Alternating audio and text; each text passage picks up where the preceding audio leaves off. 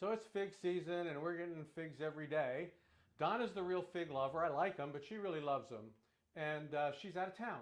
And I don't want to just eat all the figs, but they're not going to last until she gets back. So I'm going to make a simple fig jam. So what I have here is a day's worth of figs. It's about 1/4 pound. I cut it into small pieces. I put that in this pot. I'm going to add 1/8 cup of sugar and about 1/2 tablespoon of lemon juice, like that. A pinch of salt. And I'm heating this up. I'm going to bring this to a boil, and I'm going to mash this stuff. I'm mashing this all down. Okay. And I'm going to bring this to a boil, and I'm going to boil it until it gets nice and thick. That's going to take a little time, so we'll come back.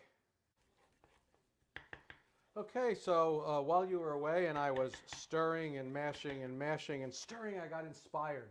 And I said, let's grab some Cointreau. So I grabbed some Cointreau, put in about another 1/2 tablespoon of that. In total, I've cooked this for maybe about 15 minutes. And there you have a very simple, it's nice and dry, it's thickened up really perfect. And there you have it, a simple and quick fig jam. See you next time.